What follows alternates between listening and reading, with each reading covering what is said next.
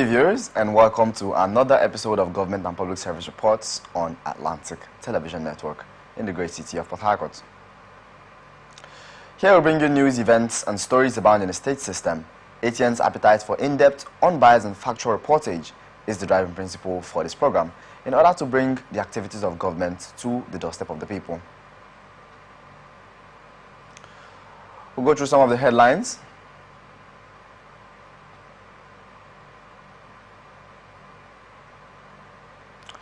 Police warn against disruption of peace in Enugu State. Tanker explosion death toll rises to 173 in Jigawa. Okada riders kill police officer.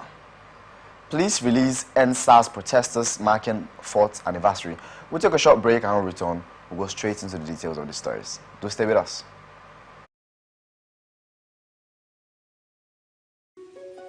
The people of Maiduguri need your help.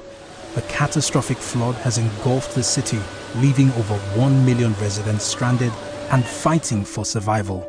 Entire communities are submerged, with people trapped inside homes and on rooftops cut off from food, clean drinking water, and essential supplies. Health experts are warning of a potential outbreak of deadly diseases, and medical facilities are urgently required to reach the countless men, women, and children still awaiting rescue. The Nigerian media is issuing a desperate plea to the government, humanitarian organizations, international actors, and citizens across the nation. Step in now, before it's too late. For more information on how you can help, contact Professor Usman A. Tar, the Honorable Commissioner for Information and Internal Security, Borno State, on 0809-233-3955. Every second counts.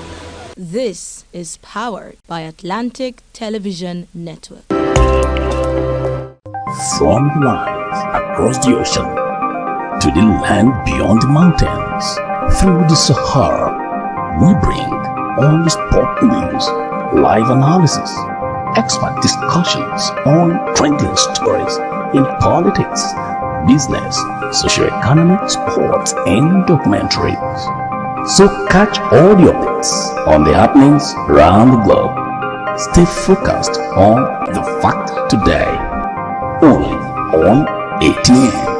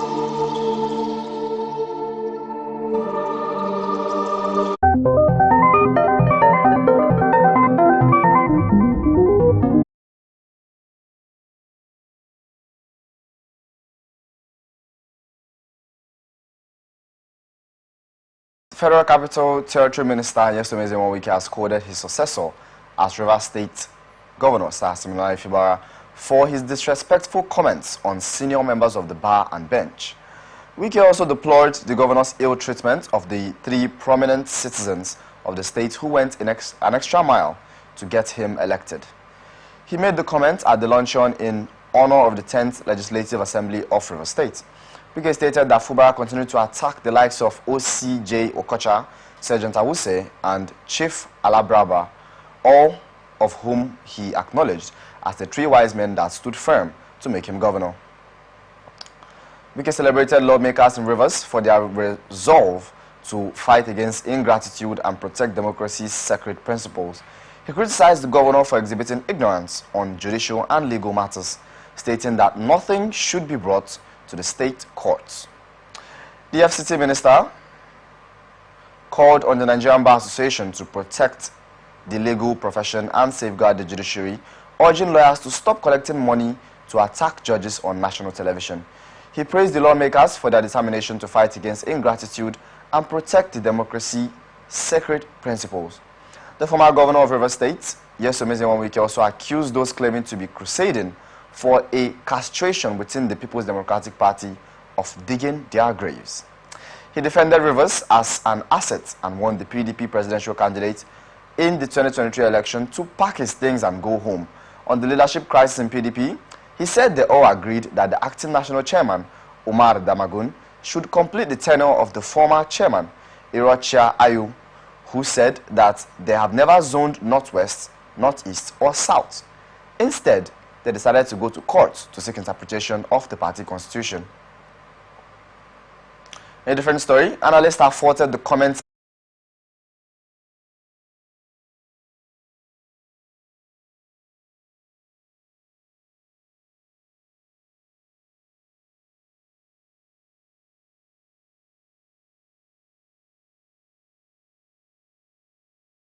hoping to contest because he has been contesting, and he's also hoping to contest again, maybe probably 2027.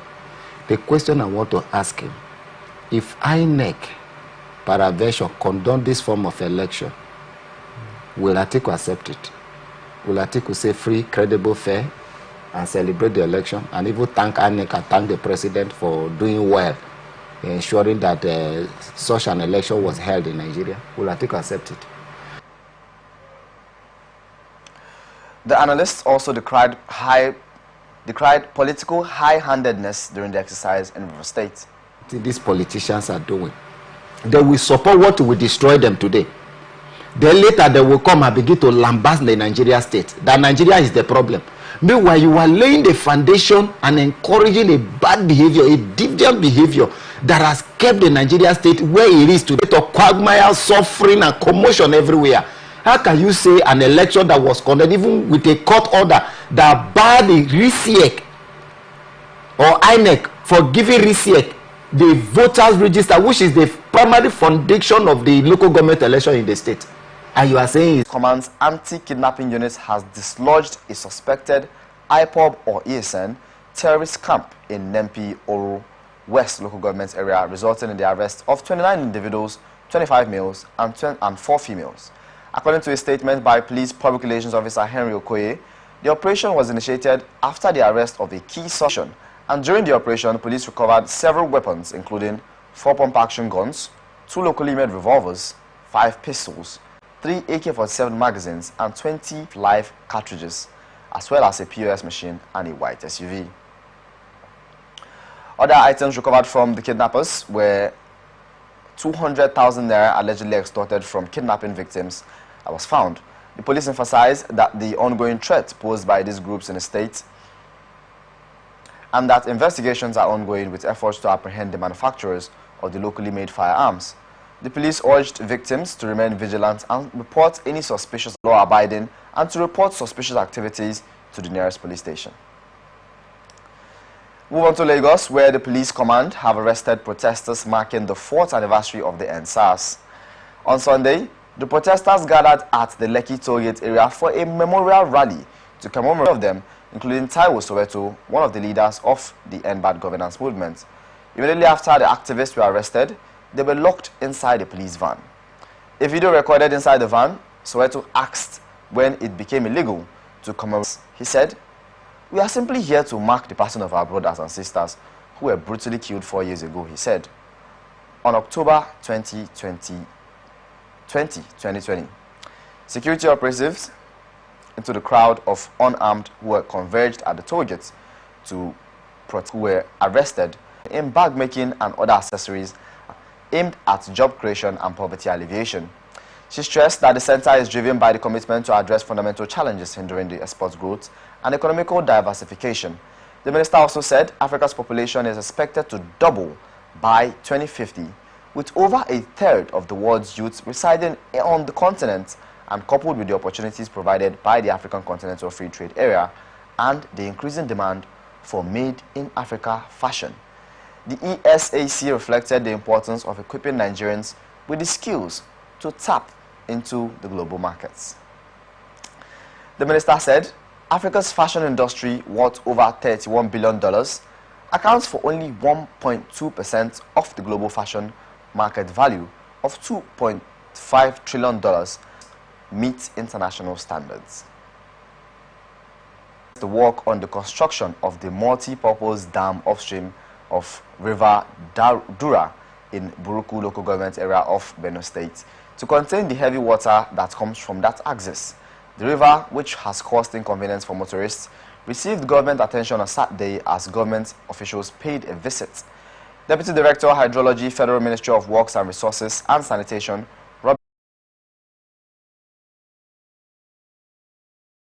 awarded the contract for the study and design of a multi-purpose dam upstream of the river that will kind of contain the water that is coming from that axis. Speaking to journalists, HRH Matthias Ager, district head of the Mbakara ward, said the flood has also submerged their houses, farms and property.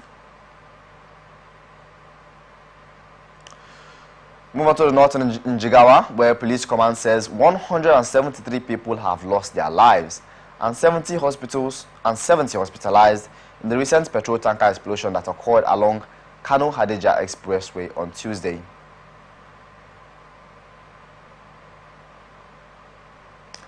Lawan Shishu, the police spokesperson in Jigawa, confirmed to newsmen on Sunday that the death toll from the petrol tanker explosion on Tuesday had risen over 80 by the initial report of 90 to 173.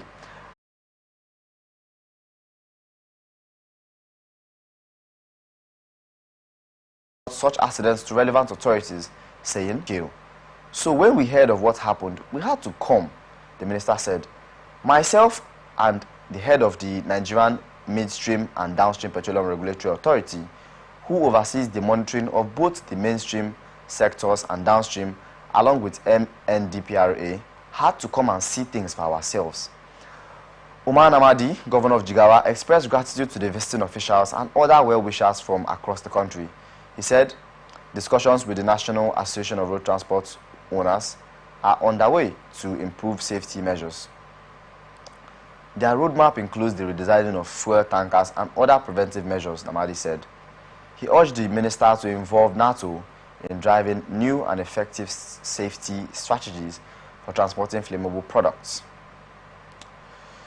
In Zamfara, the state governor, Dauda Lawal, has decried the menace of drug abuse in the state, adding that it is not an individual problem. Together, we are open for advert placements, bookings and commercials. You can connect with us and watch us on our ATN socials, Facebook and YouTube, Atlantic Television Network, Instagram and TikTok, Atlantic TV Network 1, on X, formerly known as Twitter, atlantictv.net.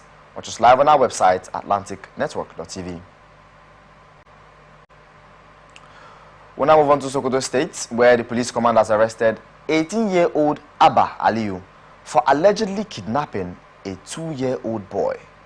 According to the police, Aliyu is a neighbor to Ibrahim Shehu, who reported that his son had been missing since October 13, 2024, as Badon Haya area in Sokoto. The police, in a statement by the spokesperson of the command, Ahmed Rufai, said the abductors of the boy demanded 2 million naira for his release via phone call, disclosing that a sum of 500,000 naira was paid before the victim regained freedom. The police also said Ali areas are urgently required to reach the countless men, women and children still awaiting rescue. The Nigerian media is issuing a desperate plea to the government, humanitarian organizations, international actors and citizens across the nation. Step in now, before it's too late. For more information on how you can help, contact Professor Usman A. Tar, the Honorable Commissioner for Information and Internal Security, Borno State, on 0809 233 3955. Every second counts. This is powered by Atlantic Television Network.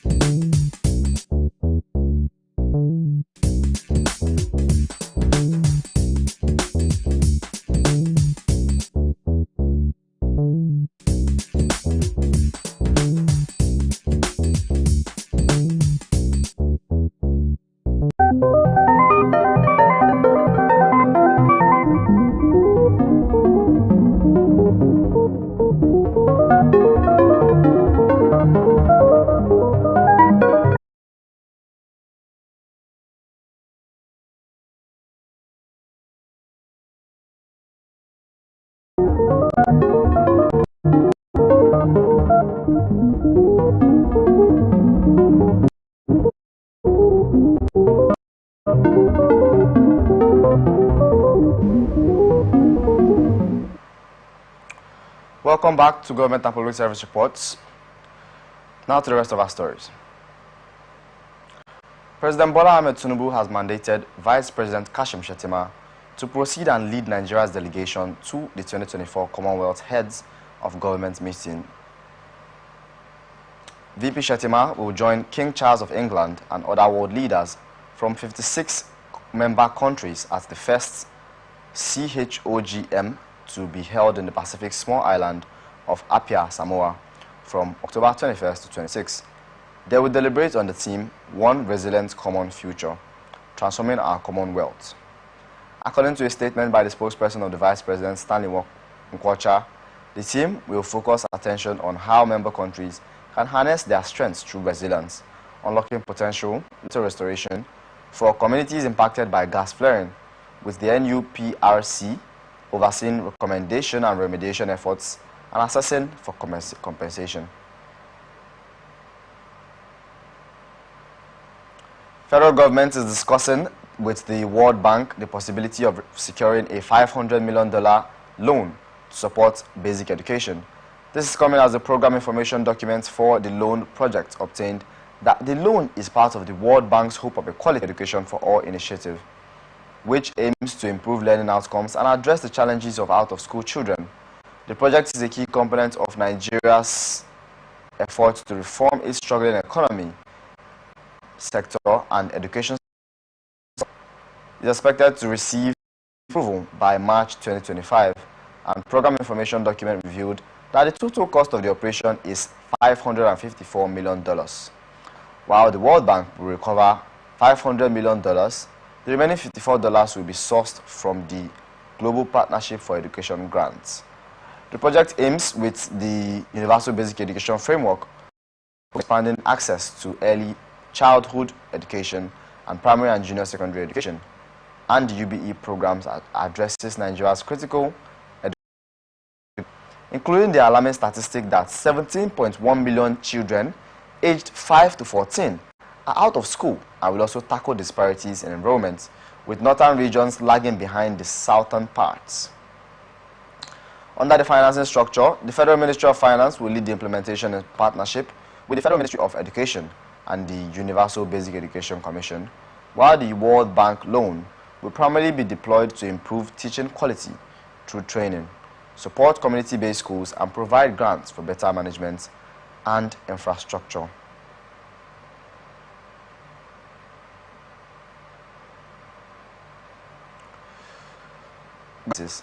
Cardoso advocated for mentorship programs involving the CBN and other associations to equip students with the skills necessary for the financial sector.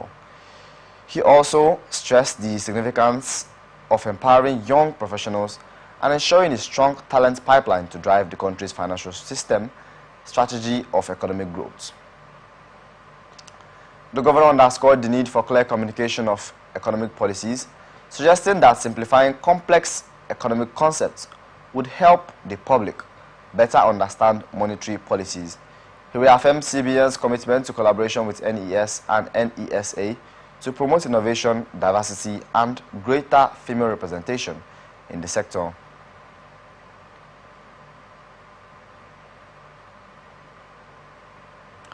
Professor Adeni Kinju called for deeper collaboration with the Statistics Bulletin.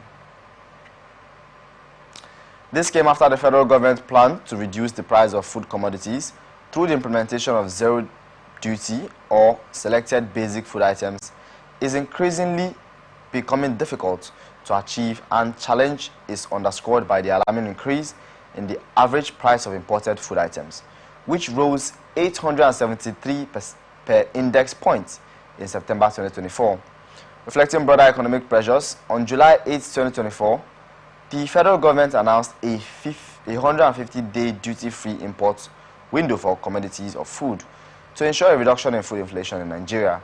The food commodities include maize, husked brown rice, wheat and cowpeas, and the program was meant to help cushion the effect of various factors contributing to the food scarcity and price hikes, and the Public Complaints Commission alleging misconduct over a wide range of issues including harassment, extortion, unlawful arrests, unjust detentions, and killing of citizens.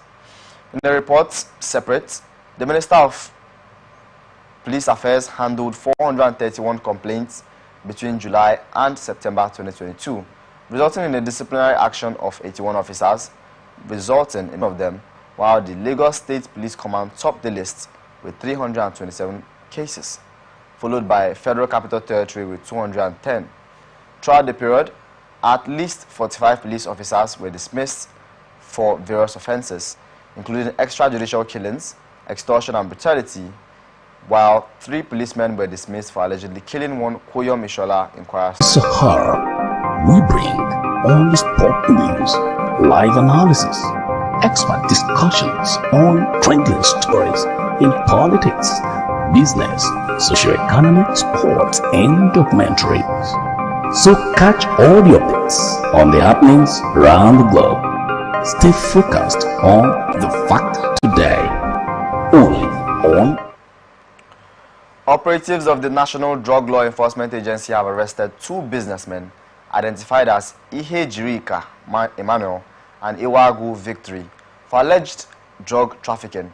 Ihe Jirika, who frequently travels to Thailand claiming to import fish into Nigeria, was arrested on October 15, 2024, while attempting to board an Ethiopian Airlines flight to Thailand via Addis Ababa, Ethiopia.